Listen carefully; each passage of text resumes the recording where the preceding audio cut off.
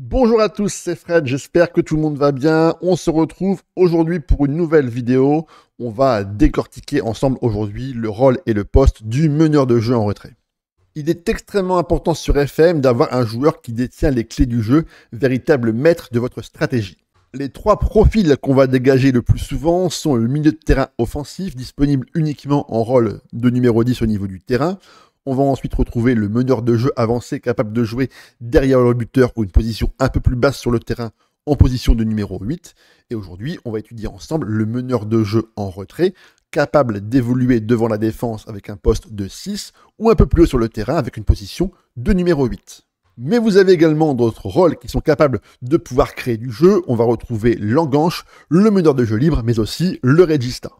Et d'ailleurs, si vous souhaitez avoir plus d'informations sur l'enganche, le meneur de jeu libre et le regista, dans la partie playlist sur la chaîne, vous allez retrouver 3 vidéos dédiées dans lesquelles, normalement, tout est globalement plutôt bien expliqué. On va donc commencer naturellement la vidéo par la consigne individuelle et on va lire en priorité la description du rôle sur le terrain. Le meneur de jeu en retrait évolue entre la défense et le milieu de terrain. Sa tâche consiste à être à l'origine de mouvements offensifs en effectuant des passes précises à des coéquipiers placés bien plus haut au niveau du terrain. Bien qu'il soit avant tout un joueur créatif, le meneur de jeu en retrait est aussi capable d'effectuer des tâches défensives. Avec une tâche soutien, le meneur de jeu va monter avec le ballon à partir de la défense avec un style de passe plutôt varié. En revanche, avec une partie plutôt défensive, il se positionnera devant la défense et ne va soutenir que les actions offensives que vraiment très rarement. Soyez extrêmement vigilant et rigoureux sur le choix du rôle que vous allez attribuer au meneur de jeu en retrait. Si votre joueur a des lacunes dans la partie défensive comme le marquage, le tacle, le placement, attention, vous risquerez de très grosses déconvenues. Il faudra alors éventuellement placer à ses côtés un joueur naturellement plus défensif, un milieu de terrain défensif, un récupérateur, pour éventuellement essayer de compenser ces petites lacunes techniques qu'il pourrait avoir. On va maintenant parler des consignes individuelles pour la tâche soutien. C'est un joueur qui va rester devant la défense ou dans l'axe du terrain et qui ne va pas chercher à monter davantage. Il va avoir un positionnement à rester naturellement en place.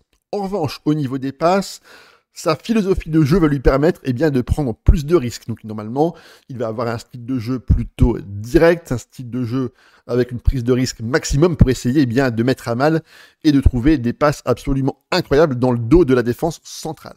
Vous avez également la possibilité pour les joueurs qui sont très bons techniquement de pouvoir lui demander de dribbler plus selon le profil de joueur que vous avez.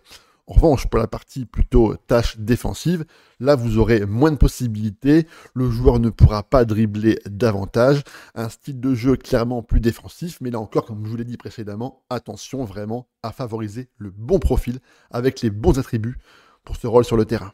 Voyons maintenant ensemble les différents attributs nécessaires pour avoir un excellent meneur de jeu en retrait dans votre tactique.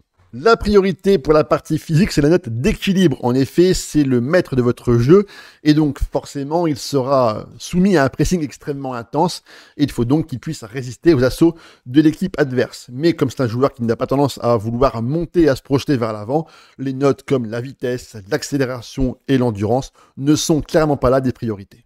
Pour la partie mentale, on va lui demander plein de choses différentes. La première chose, c'est un joueur capable de voir le jeu avant tout le monde pour pouvoir déclencher la passe au bon moment. C'est pourquoi les notes d'anticipation, de décision, de jeu collectif, de sang-froid et de vision du jeu sont là vraiment les priorités. Ensuite, c'est un joueur qui a un positionnement plutôt bas sur le terrain, donc la note de placement est également importante. Et l'aspect appel de balle est là pour avoir vraiment le positionnement idéal pour être seul et pour pouvoir organiser le jeu plutôt facilement dans l'axe du terrain. Pour la partie technique, le plus important, c'est les notes de contrôle de balle, de passe et de technique. Joueur qui doit aimer manipuler le ballon, capable d'avoir un minimum de déchets. Il faudra donc prioriser clairement ces 3 attributs différents.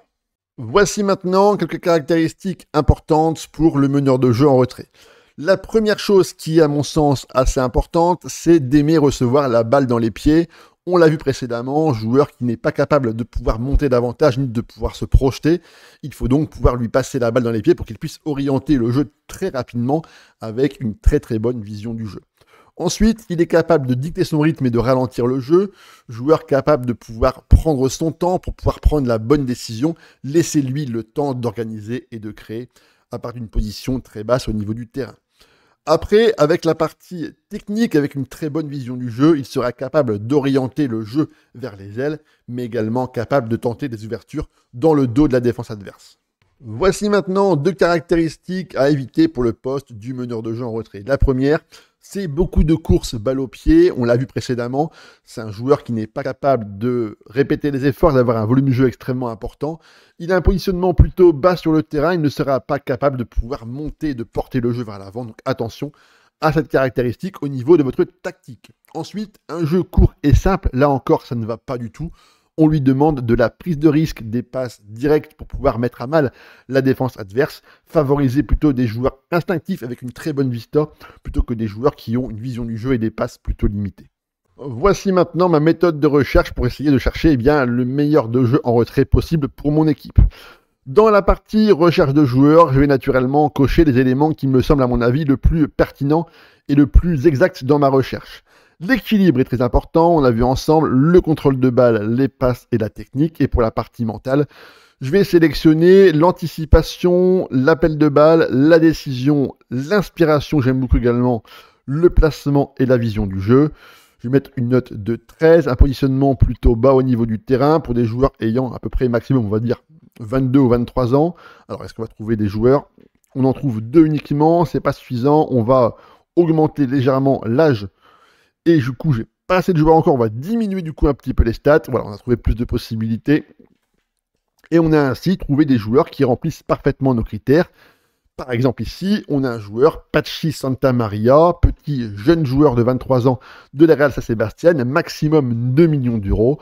Pour un club à petit budget, à mon avis, c'est une cible prioritaire qu'il faudrait essayer de recruter à tout prix. On va donc voir ensemble 3 profils différents de joueurs pour vous prouver que ce qu'on a recherché et mis en place, eh bien, ça colle parfaitement avec le jeu collectif qu'on a décidé de mettre en place au niveau de la tactique. Le premier, c'est David Hurd, un joueur gallois qui aime, lui, dicter son rythme, vraiment un style de jeu très bas sur le terrain, et il va, à mon avis, être le métronome et le maître du temps de votre tactique. Ensuite, on va retrouver un joueur de Monaco, Harald Hassani, joueur extrêmement collectif, qui va toujours chercher à faire une passe au lieu de marquer. Ça, c'est une valeur extrêmement importante dans une tactique. Et ensuite, on a un joueur turc qui joue à Manchester City. Lui, par contre, va tenter davantage d'ouverture dans le dos de la défense. Et c'est tout à fait ce genre de profil qu'on peut être amené à rechercher dans notre équipe. La vidéo est maintenant terminée. Vous allez pouvoir retrouver en description le lien vers mes différents réseaux, notamment en Discord, pour venir partager avec nous vos différentes expériences et vos différentes carrières sur FM. Bien sûr, n'oubliez pas de vous abonner, commenter, liker. C'est super important et hyper important pour le référencement de la chaîne. Merci à tous. On se retrouve très vite. Allez, à ciao les gars.